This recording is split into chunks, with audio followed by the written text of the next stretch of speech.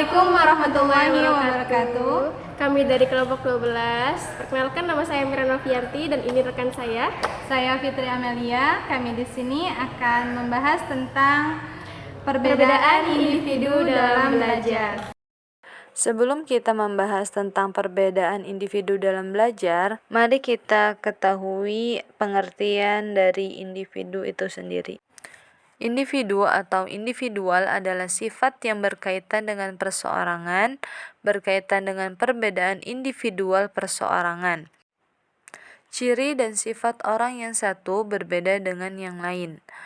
Psikologi perkembangan individual menguji dan menjelaskan bagaimana orang-orang berbeda dalam pola berpikir, berprasangka, dan bertindak. Selanjutnya, macam-macam perbedaan individual dibagi menjadi 7.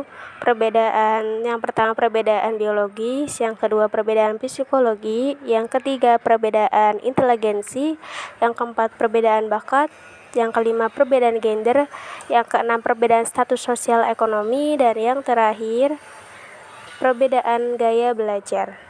Berikutnya, faktor-faktor yang mempengaruhi perbedaan individu. Perbedaan individu tentu dipengaruhi oleh beberapa faktor, di antaranya faktor internal dan faktor eksternal. Faktor internal merupakan faktor yang berasal dari dalam diri anak, yakni keturunan dan bawaan. Sedangkan faktor eksternal adalah faktor yang dipengaruhi oleh lingkungan sekitar. Lingkungan akan mempengaruhi proses dan hasil belajar individu. Selanjutnya tentang perbedaan individu dalam belajar dan mengingat dibagi menjadi 3. Yang pertama kemampuan inteligensi, yang kedua gaya belajar dan gaya berpikir, dan yang terakhir kepribadian dan temperamen. Apa sih kemampuan inteligensi itu? Binet menjelaskan bahwa sifat hakikat inteligensi itu dapat dilihat dalam fungsinya. 3 macam kualitas pada manusia, yaitu yang pertama, kecenderungan untuk mengarahkan pikiran dan mempertahankan tujuan tertentu.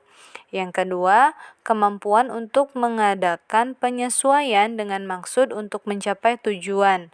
Yang ketiga, kemampuan untuk melakukan otokritik, yaitu kemampuan untuk mengkritik diri sendiri, kemampuan untuk belajar dari kesalahan yang pernah dibuatnya. Menurut Gardner berpendapat bahwa ada banyak tipe-tipe inteligensi spesifik atau kerangka pikiran.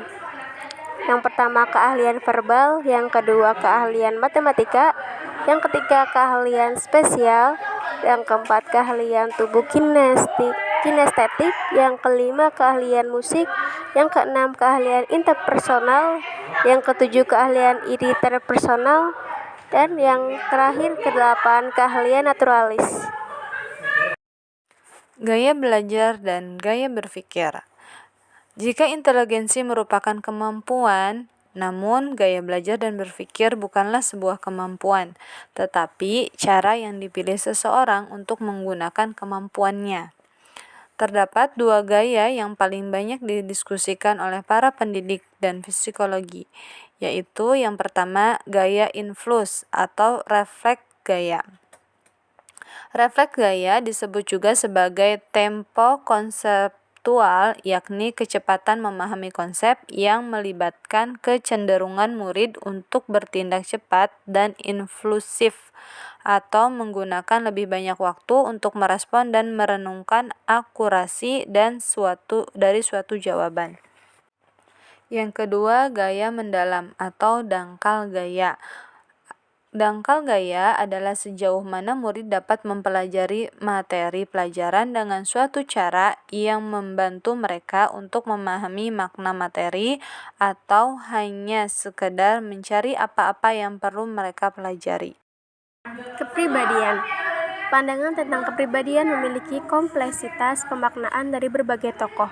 Beberapa peneliti kepribadian telah mengidentifikasikan 5 besar faktor kepribadian yang disebut dengan Big Five Factor of Personality, yang meliputi kepribadian terbuka, berhati-hati, introversi, kebaikan, dan neurotisme. Sedangkan temperamen yang ditunjukkan oleh murid dapat berbeda-beda yang ditunjukkan dengan cara yang khas mereka dalam merespon seseorang. Klasifikasi temperamen terdiri dari 3 kelompok. Yang pertama, anak yang mudah. Yang kedua, anak yang sulit. Yang ketiga, anak yang lambat. Anak yang muda pada umumnya berada dalam suasana hati yang positif, dengan cepat membentuk rutinitas tetap dan mudah menyesuaikan dirinya dengan pengalaman yang baru. Anak yang sulit merupakan anak yang sulit bereaksi secara negatif dan sering menangis, terlibat dalam rutinitas yang tidak tetap, dan lamban dalam menerima sebuah perubahan. Sedangkan anak yang lambat mempunyai tingkat aktivitas yang rendah, agak negatif, dan menunjukkan intensitas suasana hati yang rendah. Sekian dari kami. Assalamualaikum warahmatullahi wabarakatuh.